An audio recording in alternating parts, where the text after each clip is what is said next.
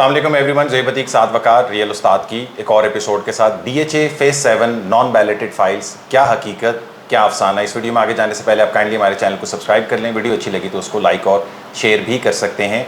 Myths and facts about non बैलेटेड files. हम अगर मार्केट में DHA फेज 7 की नॉन बैलेटेड फाइल ख़रीदने या बेचने जाते हैं तो उससे रिलेटेड मार्केट के अंदर कुछ मिथ्स हैं जो बनी हुई हैं और जिसके ऊपर उनकी कीमत की तयन होती है, ऊपर नीचे आपको पैसे उसके ऊपर मिलते हैं। वो क्या मिथ्स हैं उसको मैं थोड़ा सा आप लोग के आगे रिपीट कर देता हूँ। उसमें से एक मिथ ये है कि अगर आपकी फ़ाइल बिल्कुल ज़ीरो सरचार्ज है तो आपको मार्केट से ज़्यादा पैसे उसके ऊपर मिलेंगे। फ़ाइल की अगर आपके पास ओरिजिनल रसीदें हैं तो आपको मार्केट से ज़्यादा पैसे मिल जाएंगे। कुछ भी एक दो रसीदें कॉपी होंगी तो आपको कम पैसे मार्केट से इसमें मिलेंगे आपको। अगर आपकी नॉन बैलेटेड फाइल के ऊपर कोई कैटेगरी मेंशन है, कॉर्नर है या बुलेवर्ड है, तो मार्केट ने ये चीज़ बनाई हुई है कि आपकी ये फ़ाइल कॉर्नर और बुलेवर्ड में ही बैलेट होके कन्वर्ट होगी। इसमें भी हम क्लैरिटी करेंगे। और नॉन बैलेटेड फाइल्स जो एग्जिस्टिंग सेक्टर्स की है, यानी वो सेक्टर जो कि अभी इस टाइम के ऊपर मौजूद हैं, उनकी जो फाइलें हैं वो ज़्यादा महंगी होंगी, क्योंकि मार्केट में इसके अकॉर्डिंगली एक चीज़ है कि ये उसी में आपको बैलेट करके दी जाएगा। इस पर भी क्लैरिटी लेके आते हैं, तो साथ भाई से जानते हैं और इस तमाम इशू का जो मिथ्स बने हुए हैं इसका ऑपरेशन करते हैं। साथ भी बताएं कि ये क्या सिलसिला है और इसमें थोड़ी सी क्लैरिटी दें प्लीज़। बिल्कुल, अगर मैं इसको क्लैरिटी की तरफ लेकर आऊँ तो हम जब ये through out zero surcharge history बात करते हैं और मार्केट में उसके तेज़ रेट की बात करते हैं, तो पहली दो बैलेटिंग्स जो DHA ने मुनक्कद की थी वो इसी बेसिस के ऊपर की थी, ख्वाह आपकी फ़ाइल ओपन है या ट्रांसफरेबल है। अगर वो through out zero surcharge history है, आपने बर वक्त अपनी अदायगी की थी तो आपकी फ़ाइल्स बैलेट हो गई। लेकिन तीसरी बैलेट ऑनवर्ड्स ये मामला एब्सोल्युटली चेंज हो गया। तीसरी, चौथी, पाँचवीं और छठी बैलेट फर्स्ट अलॉटी को कंसिडर किया गया था, जिसके पास ट्रांसफरेबल फ़ाइल है फर्स्ट अलॉटी के पास, और आज भी वो अपने नाम पे उस फाइल को लिए बैठा हुआ है। तो उसमें उनकी क्लैरिटी आई थी। और फ्यूचर में भी जो सब्सिक्वेंट बैलेट्स, अपकमिंग बैलेट्स को हम देखते हैं, उसके अंदर भी criteria through out zero surcharge history नहीं रहेगा, फर्स्ट अलॉटी रहेगा, और फर्स्ट अलॉटी को DHA सबसे पहले कंसिडर करेगा। तो वो फाइल जो मार्केट में through out zero surcharge history की हैसियत से बेची जाती हैं, उसका कुछ एक्स्ट्रा फ़ायदा नहीं है। अगर आपकी फ़ाइल के ऊपर खूब सारा सरचार्ज लगा हुआ है या फिर अगर आपकी file through out zero surcharge history है, उनको मार्केट में सेम रेट का ही बिकना चाहिए। इसी तरीके से अगर मैं आता हूँ उसके ऊपर के ओरिजिनल जो कॉपी रिसीट्स हैं वो मैंडेटरी हैं। हम ओरिजिनल रिसीट वाले को, जिसके पास सारी ओरिजिनल रसीदें हैं, हम उसको बेहतर कंसिडर करते हैं। जिसकी रसीदें DHA से कॉपी निकल के आती हैं, हम उसको बेहतर कंसिडर नहीं करते। आप यकीन करें कि मैंने अपने क्लाइंट्स को ऐसे प्लॉट्स दिए हुए जो कि आज physically existing on ground plots हैं, बुलेवर्ड्स हैं, कॉर्नर्स हैं, और उनकी रसीदें डुप्लीकेट थी, DHA से डुप्लीकेट निकली हुई हैं। लेकिन क्या DHA ने उनको प्लॉट नहीं दिया? क्या उनको जो कॉर्नर कैटेगरी उनको हटा दिया? DHA जब इसके अंदर कोई बाइफिकेशन नहीं कर रहा, इक्वालिटी बरकरार रख रहा है, तो मार्केट के अंदर ये इक्वालिटी क्यों नहीं आ रही? तो इससे भी हमें अपने आप को, अगर आपके पास ओरिजिनल रसीदें हैं तो तब आपको वन अप नहीं होना चाहिए।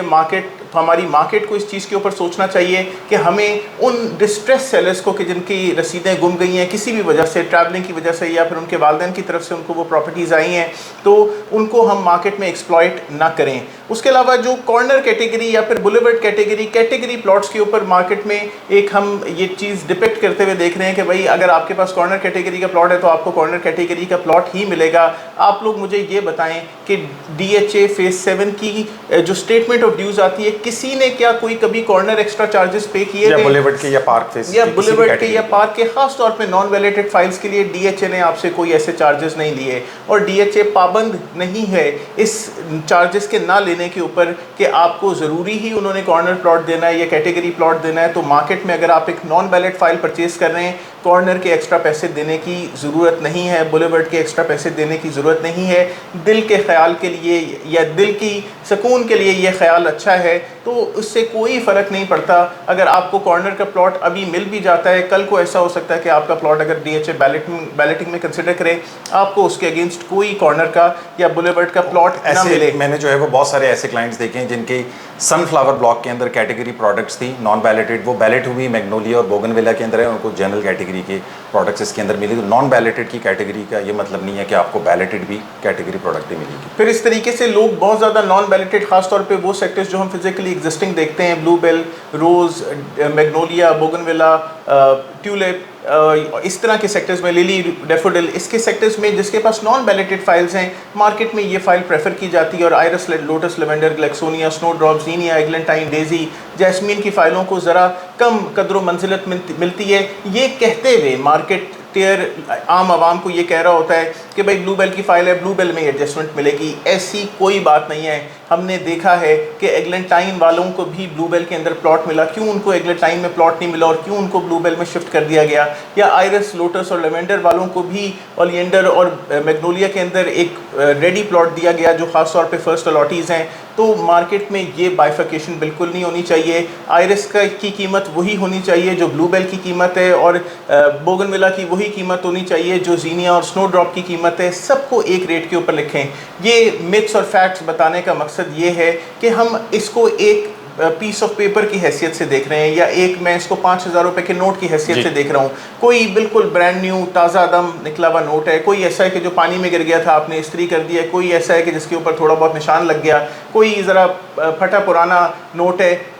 5,000 रुपये की कीमत सब अदा करेंगे। मार्केट में चलाएंगे तो टेपे लगा के भी मुमकिन है बैंक आपसे कबूल कर ले कि हाँ भाई इसके अगेंस्ट में आपको हज़ार रुपए के ताज़ा दम नए नोट दे देता हूँ। तो चाहे नोट पुराना हो, चाहे नोट कमज़ोर हो, आपको अगेंस्ट उसके 5,000 रुपये की वर्थ की चीज़ें मिलेंगी। इसी तरीके से चाहे आयरस में प्लॉट हो, या ब्लू बेल में प्लॉट हो, या रोज़ में हो, या लोटस लेवेंडर में हो, या ग्लेक्सोनिया में हो, स्नो ड्रॉप में हो, जीनिया में हो, सनफ्लावर में हो, ट्यूलिप में हो, बोगनविला के अंदर हो, ख्वाह कहीं पे भी आपका नॉन बैलेटेड प्लॉट है वो कहीं पे भी एडजस्ट किया जा सकता है और मार्केट में उसका कीमत सेम होनी चाहिए। हाँ, बाइफिकेशन है ट्रांसफरेबल और ओपन फाइल की, क्योंकि ओपन फाइल के ऊपर ट्रांसफ़र फीसेज उस तरीके से ट्रेडिंग में नहीं लगती, तो उसकी डेफिनेटली कीमत ज़्यादा है, उसकी कीमत ज़्यादा है। और ट्रांसफरेबल फाइल पे हर बार ट्रांसफ़र फीस लगती है। आप जितने हाथ बेचेंगे ट्रांसफ़र फीस लगेगी, तो उसकी कीमत कम है। लेकिन ट्रांसफरेबल फ़ाइल का फ़ायदा ये है कि DHA अगर फर्स्ट अलॉटी के बाद किसी को कंसिडर करेगा तो ट्रांसफरेबल फाइल्स को कंसिडर करेगा